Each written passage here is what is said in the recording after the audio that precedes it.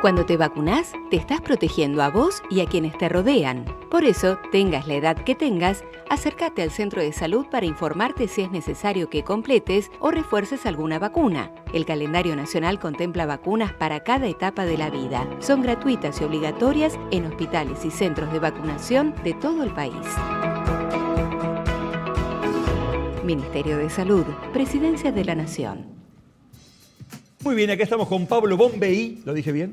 Perfecto, médico infectólogo, y con la doctora Cecilia Pirolo, hablando, bueno, se acercan las clases y hay que tener el calendario de vacunas actualizado, es lo que nos piden todos los pediatras, nos pide la escuela además.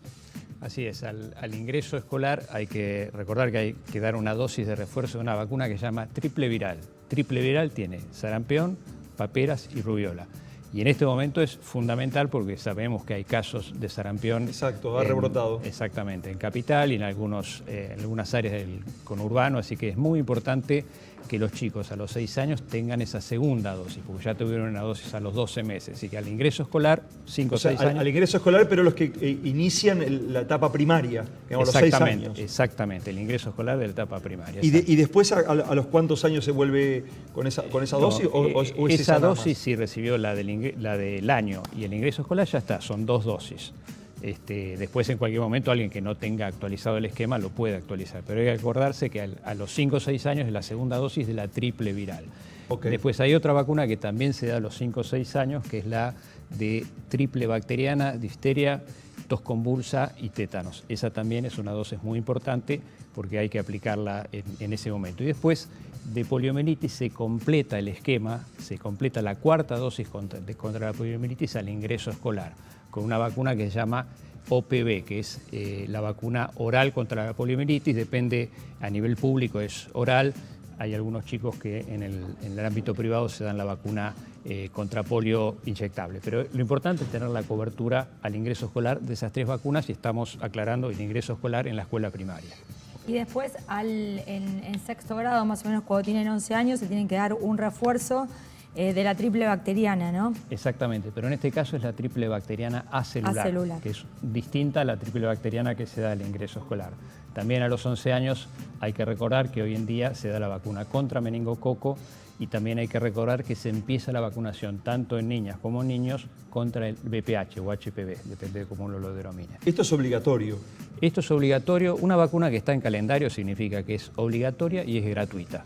Okay. Entonces, las 2 condiciones es que la persona no tiene que pagar nada y que al mismo tiempo es obligatoria, o sea que todos los chicos se la tienen que dar. Pero también el concepto de obligatoriedad es un concepto de equidad, es decir, que al ser gratuita, cualquier chico de esa edad, cualquier persona que tiene la vacuna en el calendario, tiene acceso a la vacuna. No depende de los recursos económicos que tenga, sino que al estar en calendario la puede recibir la debe recibir en forma gratuita. Ahora, usted recién nombró la vacuna del meningococo. La vacuna del meningococo que le aplican a los chicos que tienen 11 años junto con la del HPV. ¿Es la vacuna del meningococo que cubre la cepa B o la que viene cubriendo el otro tipo de cepas que es el 50% restante? Está bien, está muy bien la pregunta. La vacuna que nosotros tenemos en calendario es la vacuna contra el meningococo que cubre 4 serogrupos, se llaman, o serotipos del meningococo, que son el A, S, el C, el W y el Y. El W es uno de los que está circulando hace un tiempo en nuestro país y esta vacuna cubre al W.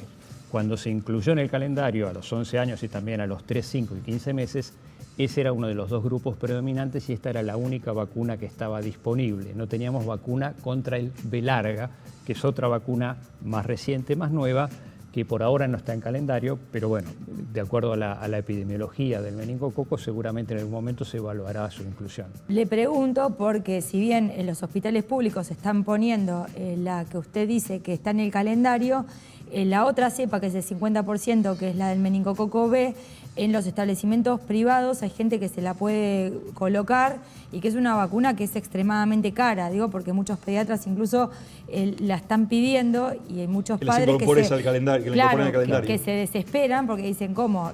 Tengo la posibilidad de vacunarlo a mi hijo contra una cepa, pero el 50% restante no, porque todavía no está, como no se da gratuitamente. Sí. Hay que recordar que los que tienen más riesgo de meningitis son lo que nosotros llamamos lactantes, que son los chicos menores de 1 año. La vacuna obviamente que la que tenemos en el calendario cubre una porción de los meningococos. Seguramente se va a analizar la incorporación de una vacuna al calendario, es algo bastante complejo que tiene muchos aspectos en cuenta, pero seguramente la vacuna para el meningococo B, que ya hace algunos años, como mencionabas, está en el ámbito privado, no lo está en el ámbito público porque no está en el calendario, eso seguramente se está empezando a analizar. Pero no corre, digamos, ningún riesgo en la persona que tiene solamente la vacuna contra el meningococo que está en el calendario y no la que no puede pagar el otro, digamos. Obviamente que lo ideal es vacunar a alguien contra todas las posibles meningococos que pueda haber.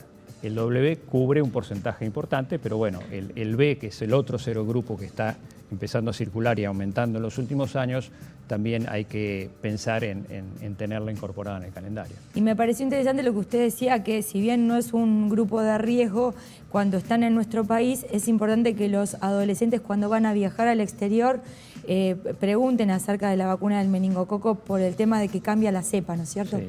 Es importante, los adolescentes a los 11 años tienen la vacuna disponible en el calendario porque el adolescente es un grupo de edad el cual transmite el meningococo. No tanto lo padece, lo puede padecer, puede tener una infección, puede tener una meningitis, pero sobre todo actúan como transmisores del meningococo. En otros países, como en Estados Unidos, a los 11 años o al ingreso a la universidad, muchas veces es donde se ve la mayoría de los casos. Y por eso hay países, si por ejemplo un chico joven va a estudiar en una universidad en Estados Unidos, una de las cosas que le piden es la vacuna del meningococo. Así que hay que tener en cuenta porque también en las indicaciones de esta vacuna, más allá de los niños y los adolescentes, es cualquier adulto que vaya a viajar a un lugar donde hay una epidemia de meningococo, que eso lo tiene que evaluar un infectólogo y ver si tiene indicación de la vacuna. Pero bueno, son indicaciones muy puntuales y precisas. Perfecto. Ahora, se ha puesto, no sé si la palabra no es moda, pero yo escucho muchos padres que no quieren vacunar a sus hijos, que están en contra de la vacunación. Yo no le quiero meter una... ¿Cómo lo toma usted esto? ¿Qué reflexión podemos hacer acerca de esto?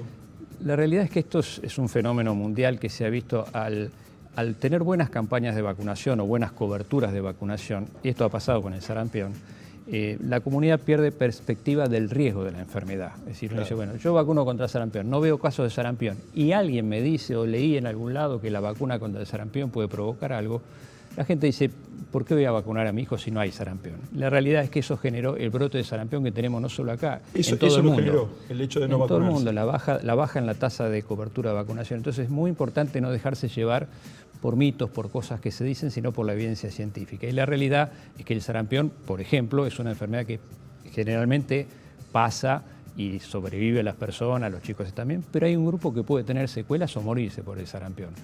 Es pequeño, pero eso existe, y uno no sabe a priori qué chico lo puede tener. Entonces es importante tener esta vacuna u otras al día, y en general las vacunas, una de las cosas que se les exige desde el inicio del desarrollo de investigación es la seguridad. Así que la seguridad en vacuna es un requisito de cualquier vacuna, que se sigue vigilando en forma permanente, aun cuando la vacuna se está aplicando, para estar seguros de que no haya ningún efecto que pase desapercibido. Entonces la seguridad es muy importante. Para esto que usted dice, para recordarle a la gente que los padres presten especial atención al calendario de vacunación a los chicos cuando tienen que ingresar al colegio, y después cuando tienen 11 años y después ya se olvidan, ya no queda más refuerzo. No, es muy bueno lo que mencionás, porque hoy en día el concepto, y este es un concepto de la Organización Mundial de la Salud, es la vacunación en el curso de la vida. Uno vacuna a los chicos, antes el concepto era la vacuna era para los chicos nada más, hoy es vacunación en el curso de la vida. Entonces tenemos vacunaciones en niños, en adolescentes y en adultos. Hoy los adultos, por suerte, cada vez vivimos más.